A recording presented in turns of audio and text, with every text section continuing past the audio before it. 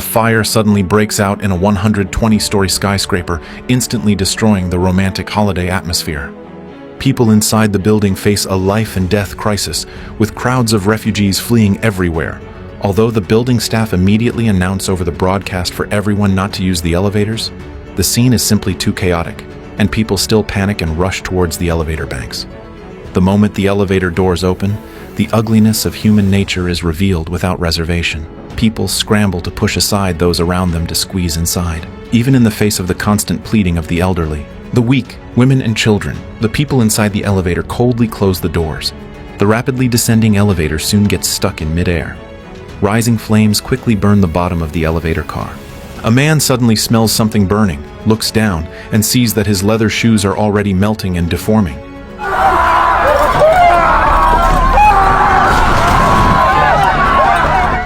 As the fire in the elevator shaft continues to climb, the people with nowhere to run are all consumed by the flames.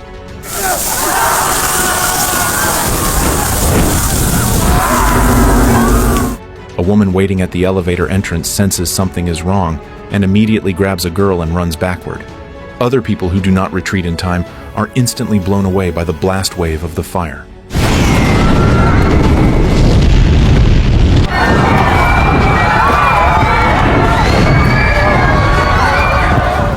This is the Korean disaster film, The Tower, which tells the story of people struggling to escape when Tower Sky, the tallest skyscraper in Seoul, South Korea, suddenly catches fire on Christmas Eve. The director uses realistic visual effects to portray the extremes of human nature, both good and evil. At first, people do not realize the seriousness of the problem. Although the property manager Daeho discovers in time that the fire suppression pipes on the upper floors of the building have no water, Manager Cha is too busy with the upcoming Christmas banquet and just perfunctorily says that any issues can be discussed tomorrow. But disasters often happen because of a false sense of luck and a moment of carelessness. Soon it is evening, and the upper class is gathering at the top floor of the skyscraper, drinking and celebrating Christmas. The owner of the skyscraper, President Joe, announces that in addition to the special food and scenery tonight, he has prepared a special program for everyone. As the party begins, all the lights in the venue are suddenly projected into midair, mapping out the image of a dancer in a flowing long dress. Merry Christmas! Just as brilliant fireworks bloom in the night sky, snowflakes drift down from the sky. Everyone looks up at this beautiful night sky, immersed in a romantic atmosphere. Just then, an accident happens. When the helicopter used for artificial snow climbs to the middle section of Tower Sky, it is suddenly shaken violently by strong airflow. The pilot tries his best to control it, but to no avail, watching helplessly as the helicopter crashes into the glass curtain wall of the building.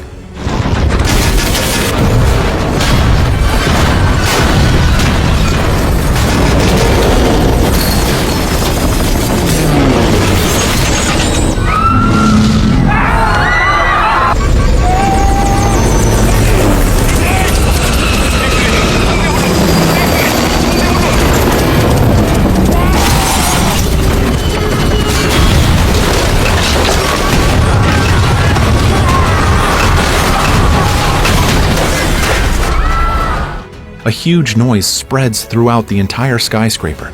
People who were raising their glasses to celebrate just a moment ago are panic-stricken, crying and shouting as they flee in all directions.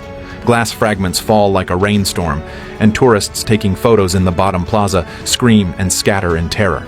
The reflection of flames magnifies in their terrified pupils.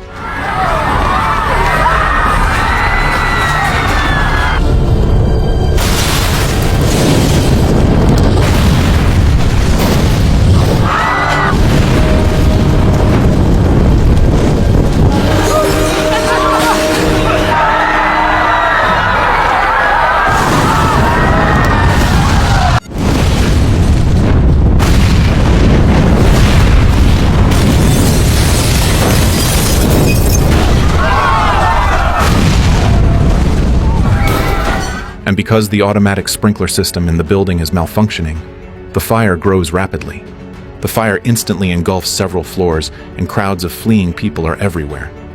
Although the staff inside the building react quickly and shout through the broadcast for everyone not to use the elevators immediately, but because the scene is simply too chaotic, people do not listen to the staff's instructions. They still panic and swarm towards the direction of the elevators.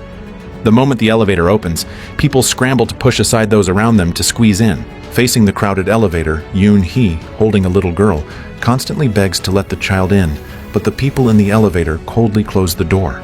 Soon the elevator gets stuck in mid-air during its descent. Accompanied by searing flames and thick black smoke, everyone inside the elevator is ultimately consumed by the fire. Even the people waiting anxiously at the elevator entrance are instantly swept away by the fire wave, screaming as they fall to the ground. Explosions also occur on several other floors. Some people are injured, and some are swept out of the building by the airwaves. The scene is too horrible to endure. At the same time, a fire brigade led by Captain Young-ki arrives at the scene. After a rough assessment of the fire, Young-ki believes they must enter the building immediately, find the ignition point, and extinguish it to control the fire. Soon, the entire fire brigade is mobilized. They split into two groups. One group pushes up from the bottom of the building, and the other group breaks through windows from the high levels via fire ladders. Meanwhile, the news of the fire at the skyscraper also brings major Korean media to the scene. High-level government officials promise the media they will do their best to carry out rescue operations, but privately, they demand the fire brigade prioritize rescuing the upper class inside the building and provide a priority rescue list. The survivors inside the building are ecstatic when they see the rescue helicopter, finally seeing hope for survival. But they soon discover that the helicopter does not stop to rescue them. Inside the building at this time, Young-ki finally leads his team to the vicinity of the ignition point on the 63rd floor, coincidentally meeting Dae-ho, who came to find his daughter.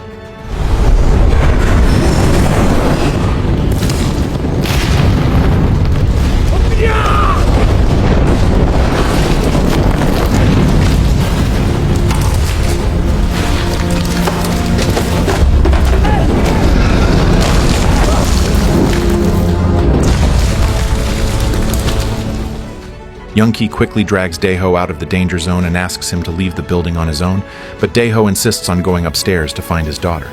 Young-ki understands Dae-ho's feelings very well and does not try to persuade him too much, so he leaves him a walkie-talkie and an oxygen tank, promising to come pick them up after Dae-ho finds his daughter.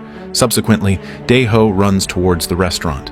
Along the way, rubble falls and flames dart around, but he never sees his daughter. Instead, he accidentally discovers the cleaner, Aja, trapped under a collapsed wall.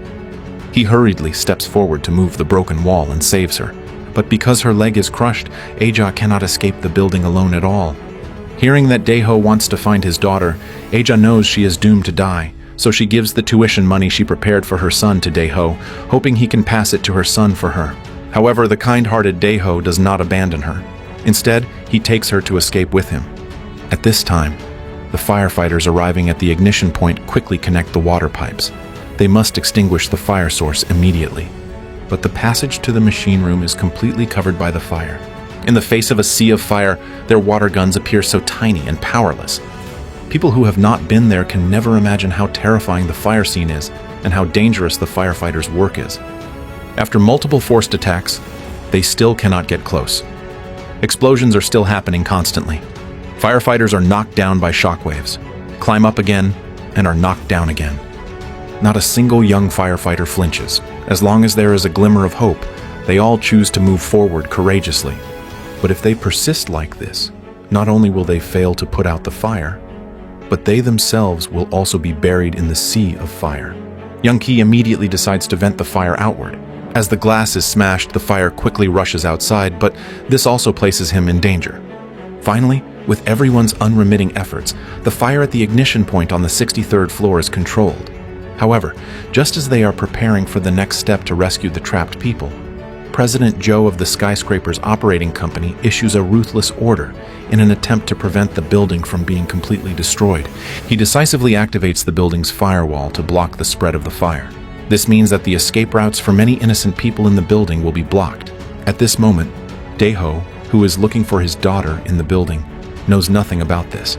He stumbles forward with Aja. Exhausted, they meet the assistant cook, In-gun, who rushes up to help upon seeing the situation. But at this time, the building's firewall has already started. With the passage to the restaurant about to be sealed, they hurriedly support Aja and run forward. Finally, at the very last moment before the firewall hits the ground, they roll and crawl into the restaurant, escaping by a hair's breadth. Seeing her father rush in, Hana runs over happily and they hug and weep. After calming down, Daeho uses the walkie-talkie to contact Young-ki, informing him that there are over a dozen survivors here, as well as a pregnant woman waiting to give birth, hoping he can come to the restaurant for rescue. Hearing this, Young-ki immediately leads people to go there. Unexpectedly, halfway there, he receives orders from his superiors commanding them to immediately proceed to another floor for rescue, stating there are more important people in a dangerous state there. Young-kai has no choice but to obey the order. He lets a team member go to blast the restaurant firewall first, while he leads the team to the 72nd floor mentioned by the superiors. But when they rush there desperately, they find only a man and a wealthy woman in the luxury suite. There is no fire here, and no one is injured. Young-ki is even scolded by the man for delaying time. Only then does Young-ki recognize the man as a congressman and understands the reason why his superiors asked him to prioritize the rescue. At this moment, the woman suddenly cries out that her child is still inside, and the firefighters immediately rush in. Then, a pet dog runs out. It turns out this is her child. This makes Young-kai furious. 일가족 3명 구조했다. 우리 애기 강아지까지. 무전 끊어 이 개새끼야!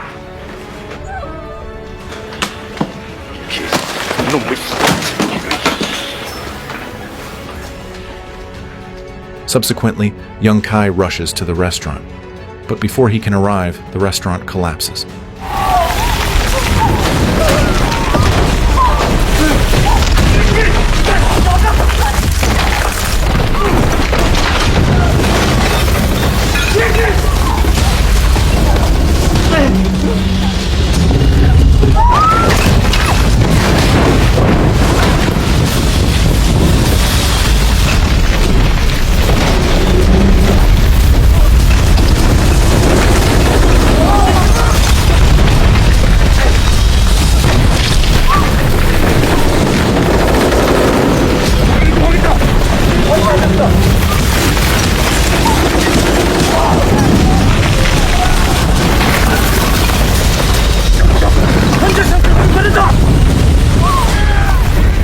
With no way out, Yoon-hee suddenly spots a high-altitude gondola hanging in midair outside the building.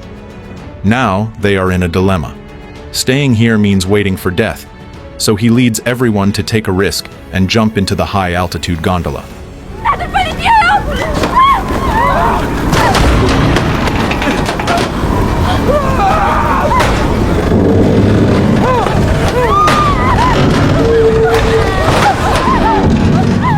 Just then, an explosion occurs in the restaurant, and an old man who didn't make it to the gondola in time is instantly swallowed by the fire.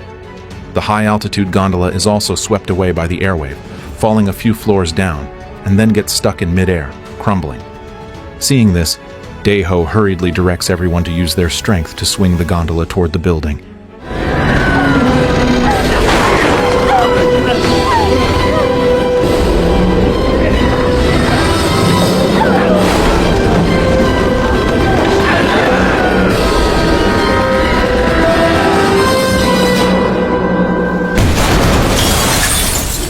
With everyone's concerted efforts, the gondola smashes through the building's glass, and everyone takes the opportunity to jump into the building one after another.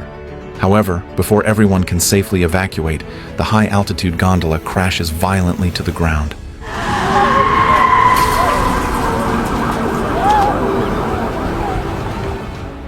The survivors continue to look for a way out inside the building. Daeho suddenly discovers that this floor connects to Tower B of the skyscraper via a glass sky bridge.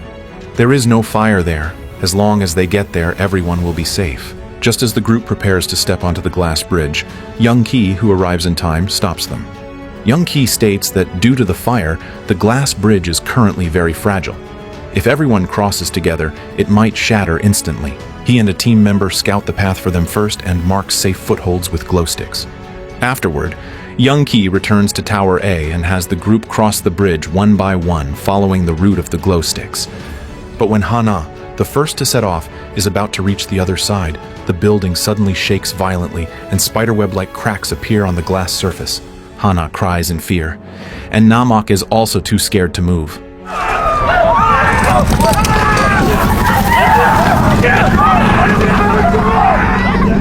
At this moment, Cha suddenly rushes out from behind, pushes Namok away, and runs forward.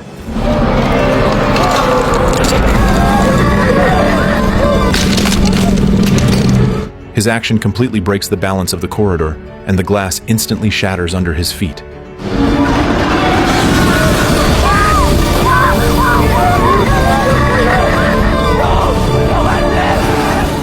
Fortunately, the firefighters rush up at the fastest speed and carry Hana to Tower B.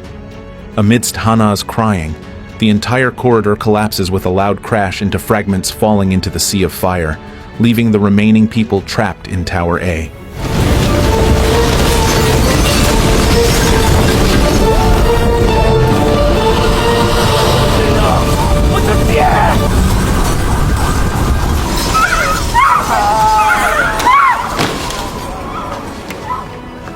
Because the fire is too massive, Tower A of Tower Sky could tilt and collapse at any time, and the collapse would impact the other building. To minimize the damage, the only option is to immediately forcibly demolish Tower A. So the Superior Commander immediately orders the firefighters in the building to evacuate immediately to prepare for the demolition. But the Fire Chief raises an objection.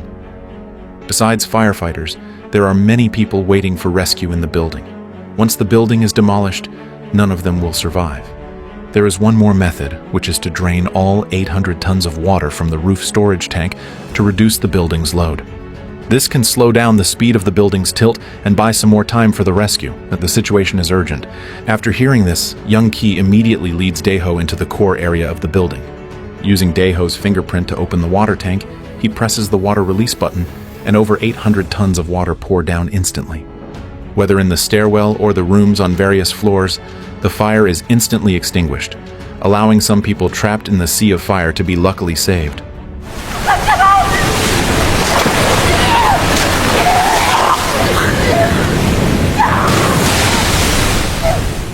At the same time, high-level government officials send helicopters to pick up several batches of trapped people, but because the smoke expands, the helicopters can no longer take off again. At this time, many people are still trapped in the building, including Daeho and Yoonhee. The remaining trapped people have to carry out self-rescue. Daeho suggests that everyone can escape by taking the elevator down in a freefall. The elevator triggers a break every 10 floors. Although dangerous, it is their only way out. Helpless, the trapped people decide to take the risk. The elevator begins to fall rapidly, and the sense of weightlessness makes everyone scream incessantly. Every impact from the brakes feels like it's shattering bones, and the temperature inside the elevator is also constantly rising. When the elevator falls to the burning 40th floor, it suddenly stops. Thick smoke pours in through the cracks, and the sound of coughing rises one after another.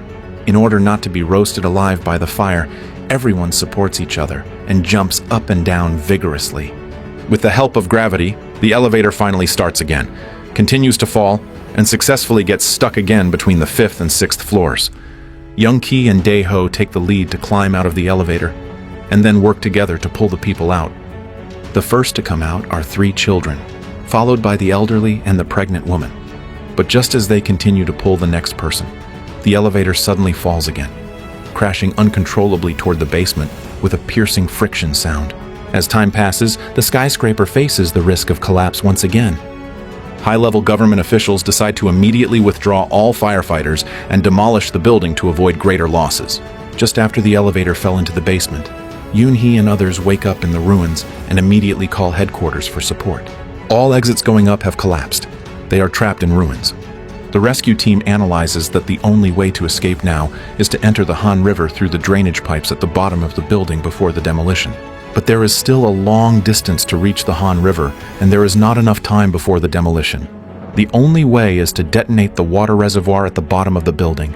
The sudden discharge of a large amount of water will quickly flush them into the Han River. They immediately enter the building carrying explosives. Now, there are only 20 minutes left. Soon they descend to the bottom level with the explosives. At this time, there are 16 minutes left until the demolition. They hear a cry for help at an elevator entrance.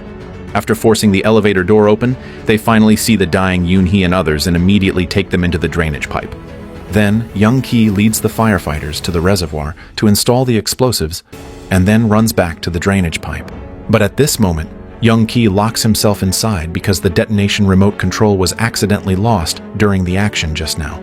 He knows full well that if the explosives can only be detonated manually, the person responsible for setting them off will almost certainly not survive, so he chooses to sacrifice himself. With reluctance to leave his wife, Young Ki presses the detonation button.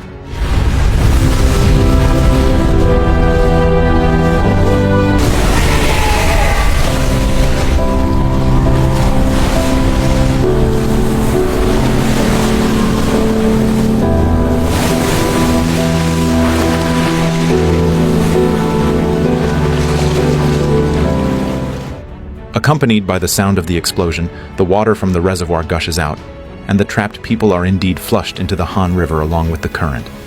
The water rescue team arrives quickly and saves them onto the shore. Subsequently, Tower Sky is also demolished, turning into a pile of ruins.